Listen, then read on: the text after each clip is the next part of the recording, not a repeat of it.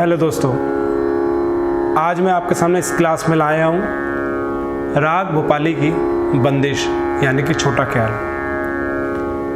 आइए इन दो शब्दों के बारे में हम पहले समझ लेते हैं। बंदिश, राग का बंदिश इसलिए कहा जाता है क्योंकि वो स्वरों और तालों के बंद में होती है, बंदिश में होती है, बंदी भी होती है, उसका बंदिश इसलिए कहा जाता है। ये एक उर्दू शब्द भी है, ये एक उर्दू शब्द भी बड़ा मीठा शब्द है बंदिश, जो सुरों के अंदर ताल के अंदर बंदी होती है। छोटा ख्याल भी कहते हैं। ये छोटा ख्याल तो एक कैटेगरी में भी आया था, जैसे राग का छोटा ख्याल है अभी जो मैं आपके सामने गाने वाला हूँ, और राग का बड़ा ख्याल भी होता है जो काफ़ी विलंबित रूप से गाया जाता है। मैं अपनी बहुत पहले वाली वीडियो में आपको पहले बता चुका हूँ कि जो मैं आपको बता रहा हूँ ना वो बड़ा बेसिक है, शायद आपको मालूम तो पहले से ही होगा, मगर ये थोड़ा बेसिक तरीका है। मैंने आपको पहले छोटा ख्याल पे लाया हूँ, बंदिश पे। तो आइए पहले थोड़ा बंदिश के बारे में समझ लेते हैं। ये बंदिश 3 ताल में निबद्ध है, 3 ताल में इसको गाते हैं, और इस बंदिश की 2 लाइनें यानी कि अस्थाई मैं आपको सुनाऊंगा। दोस्तों, अभी वाली वीडियो में, अभी वाली क्लास में मैं आपको ये बंदिश गा के सुना रहा हूँ।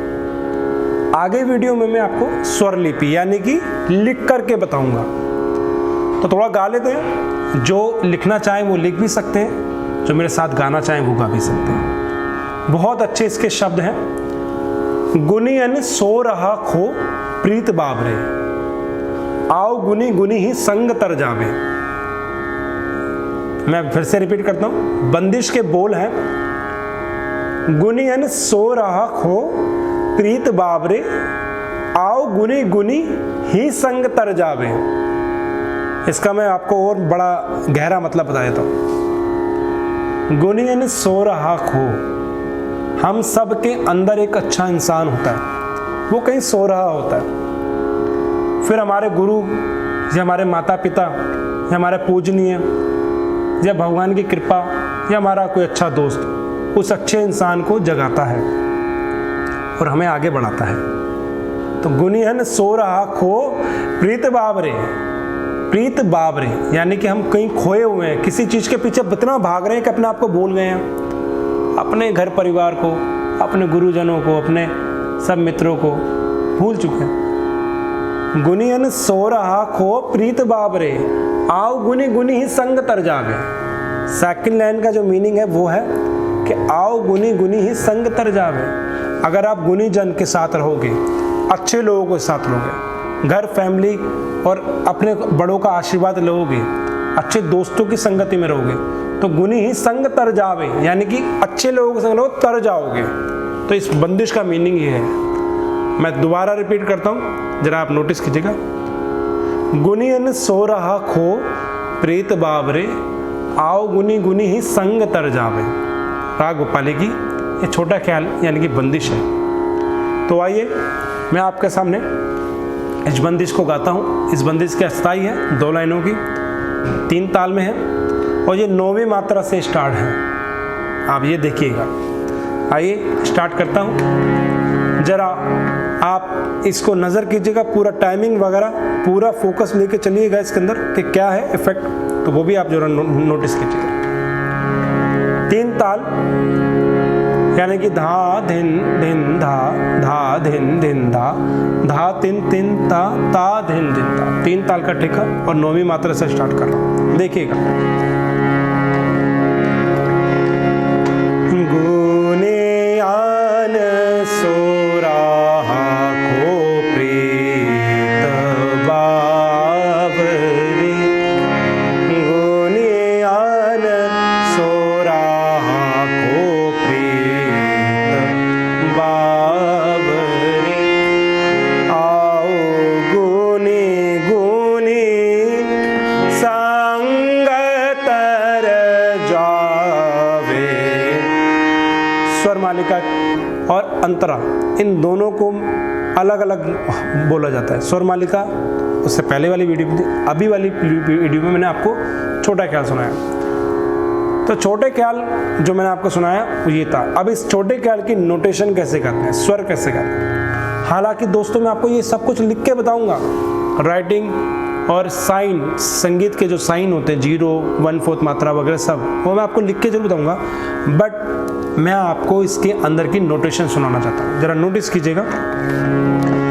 गा पा धा पा गा रे सा रे सा धा सा रे गा रे गा, गा रे पा गा धा पा धा सा धा पा गा रे सा रे, ये इसकी नोटेशन।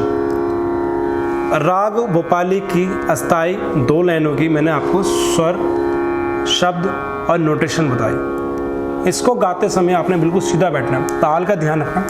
आपने 9वीं मात्रा से स्टार्ट करना है, यानी कि पहले क्या आएगा, धा धिन धिन, जो ताल है उस ताल के अकॉर्डिंग चलेंगे, क्योंकि देखिए राग है, राग में जो ताल है उसी की तरह हमें चलना पड़ता है।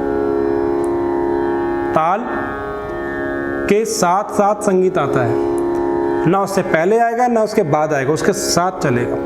तो जो 16 मात्रा है वो 16 ही रहेंगी, वो 15 नहीं हो सकती, वो 17 नहीं हो सकती। तो डिटेल है, आप जरा नोटिस कीजिएगा।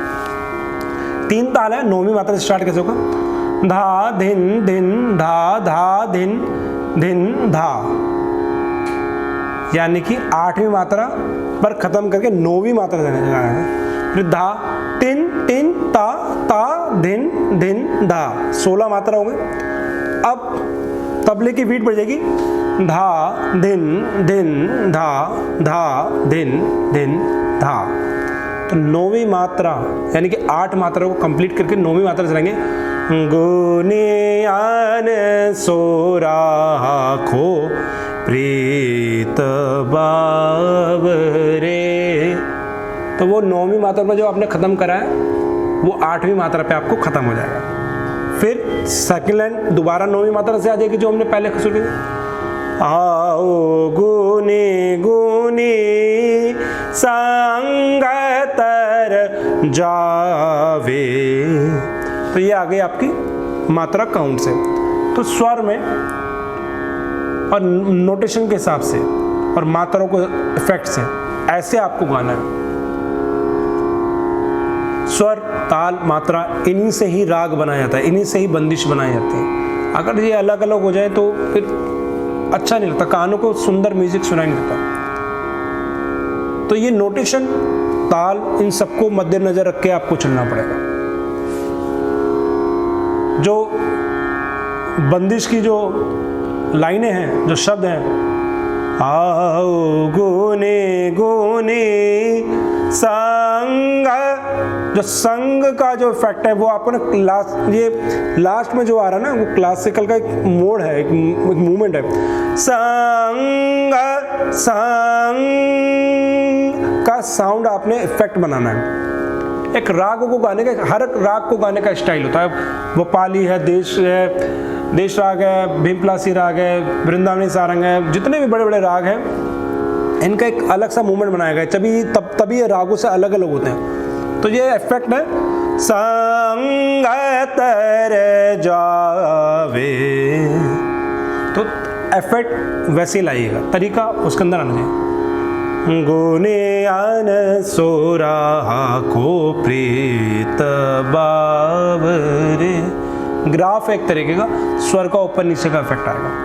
तो ये आपने ध्यान रखना है। आज मैंने आपको सुनाया राग भोपाली की बंदिश की अस्थाई 2 लाइनें, स्वर में भी सुनाई, नोटेशन में सुनाई। साथ में मैंने आपको ताल भी बताई, गाना कैसे, नोटेशन के साथ कैसे गाना, तरीका बताया कि आवाज़ को कैसे लगाना है, कैसे नहीं चलाना है, पूरा मैंने बताया। अब मैं आपको अगली क्लास, अगली वीडियो में फिर से मिलूँगा। धन्यवाद।